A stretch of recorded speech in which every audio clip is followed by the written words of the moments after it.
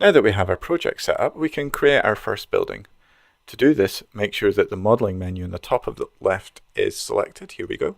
Maya uses this menu to divide between its core toolsets of modeling, rigging, animation, FX, and rendering. Selecting any of these options changes the menu items, which gives access to the toolsets for each of these workflows. On the polygon shelf in our modeling menu, so we've selected the modeling menu and here we go, polygons. Let's create a cube by pressing on the polygon cube icon. And there we go. We can also do this by going create polygon primitives cube. And this little square box here is similar to the Cinema 4D gear icon beside any menu option, in as much as if we press it, we can see extra options for our tool. It's worth noting that in Maya there are many more of these options than there are in Cinema. We can rotate around our cube by using a left click and the command key. There we go. Zoom is right click and the Alt key. Remember, this is on a Mac. And to pan, we're going to use the Alt key again, but this time we're using the middle mouse button, so we can see why having a middle mouse button is very useful.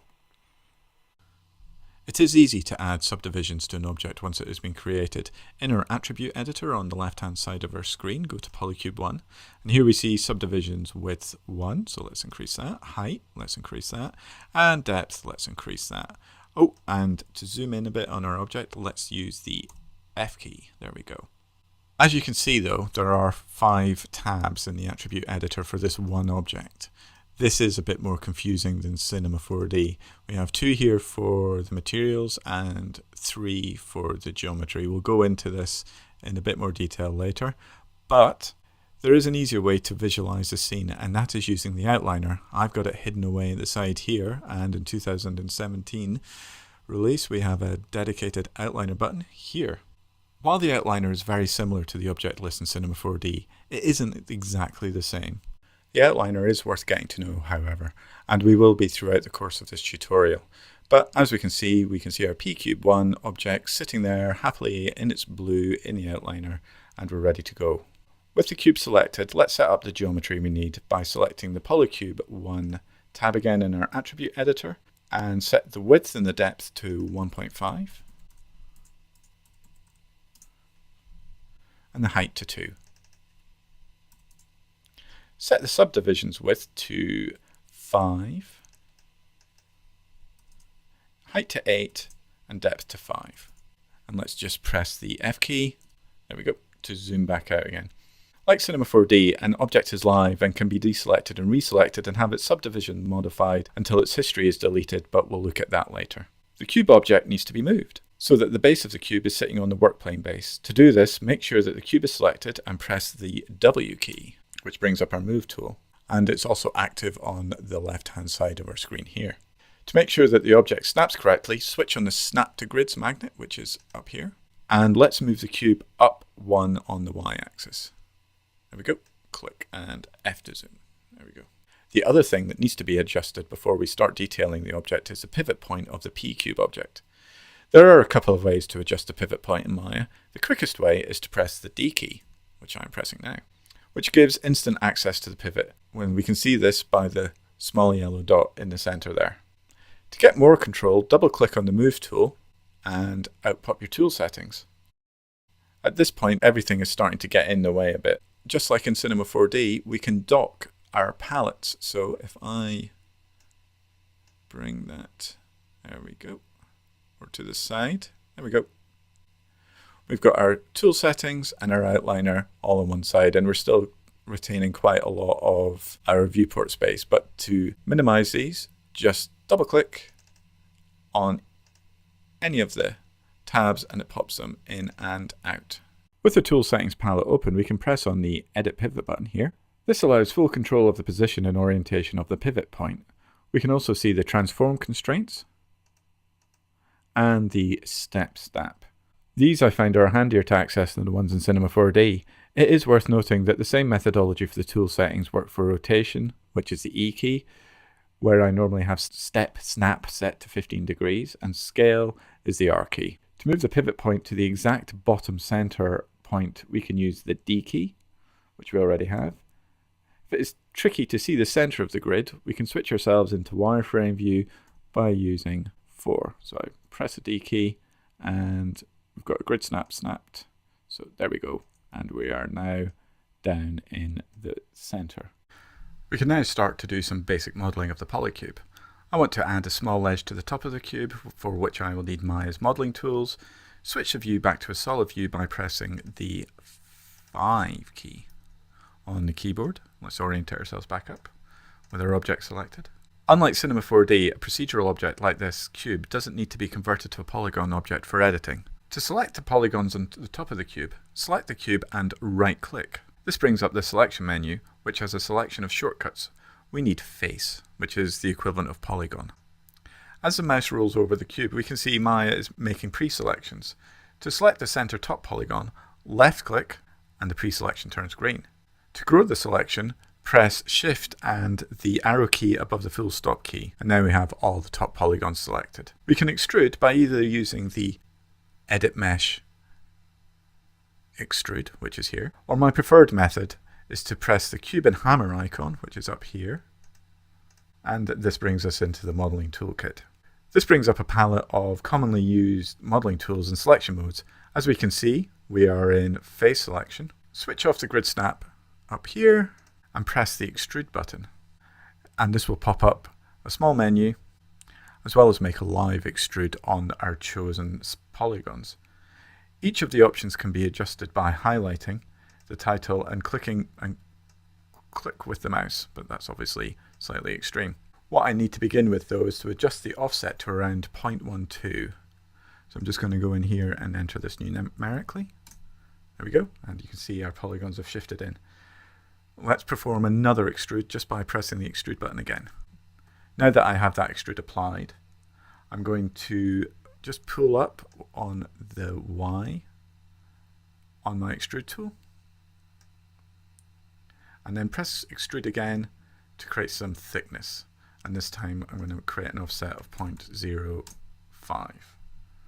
Let's switch on our snap to points, which is here. I can also tell by looking down here what each tool is, which is handy, especially if you're like me, new to Maya. So we've got snap to point selected, and now I'm going to pull this down. Oh, what did I do? I forgot to press the extrude button. So press the extrude button again, and now I can pull it down and snap to that point there on the top corner. Now that we have completed the basic modeling of the house, we can apply textures. To create a basic material, there are a couple of methods that we can use. I have found the most straightforward method is to use the right-click menu again, but first of all I'm going to drop us back into object mode, which selects the whole object, and right-click and assign new material. This pops up a window titled Assign New Material PCube1. To cut down the myriad options, select the Maya surface menu, which is here. There we go. For the basic material we need for the building, select a Lambert, which is this one. This is a simple material with no specular options, which is exactly what we need. One of the legacy ways of accessing materials in Maya involves switching back to the attribute editor. A range of new tabs have been added, which if we move along here, we can see here's our Lambert 2 material. While we're here though, let's rename this to building _01 _ base _ Lambert. We can also see all the attributes here of our material, which include not only color and transparency. We can also adjust other attributes for the material, such as controlling the matte opacity. Just for now, let's change the color to a tan color. So click here and just move it slightly there, and we can see the materials updating in our viewport. Just add a bit more orange to give it, that's great. As a quick aside, most of these new tabs that we can see in the attribute editor deal with the extrudes that we added and are best seen in the channel box. And here we can see poly extrude face 1, 2, 3 and 4. All of these panels on the left hand side can be accessed from the same icon set as the model builder up in the top left. So that is our tool settings, that is our attribute editor, that is our modeling toolkit, and that is our channel box. So back to our channel box. With our inputs, which are our extrudes that we did earlier, they work from the oldest at the bottom to the newest at the top. If you want to adjust any of these parameters, you can by selecting the attribute and changing it by inputting a new value numerically. So for example, we've chosen poly extrude face 2, and here we can see all the various attributes. So if we wanted to adjust our translate, which was here, we can select on the channel box here and then use our middle mouse to move it up and down. But I'm happy with it the way it is. Control, there we go. However though, there are far too many tabs. Let's switch back on our attribute editor and let's get rid of these tabs. We do this by going to the edit menu and going edit, delete by type, delete by history. The only downside is that this is like converting a live object to a polygon object in Cinema 4D, and you won't be able to get any of that extrude information back again.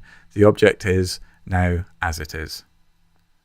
All we need to do now is add the windows to the building object. To do this, we will first of all switch on symmetry mode by selecting the modeling toolkit and choosing the symmetry drop-down.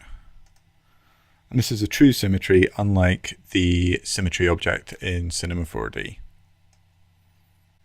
As we can see, we've got a lot of very nice symmetry objects choices and world choices, and including the topology mode as well. But for now, object X is fine. Instead of using the right-click menu for selection, let's use the modeling toolkit. We can either choose to select the multi-component up here, which can select vertex or edges or faces. And we can see them highlighted as we move around. Or just select the face icon. And by keeping shift selected, we can quickly choose the faces we want to be windows with our symmetry options.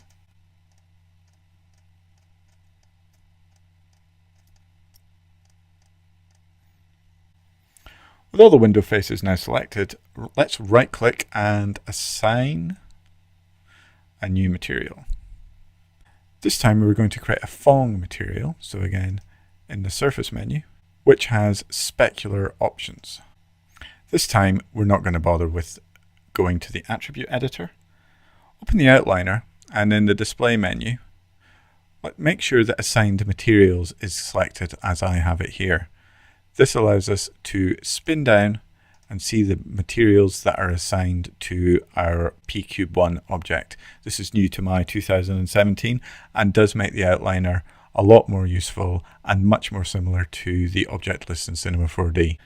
Let's rename in the outliner our Phong 1 material that we just created to small building,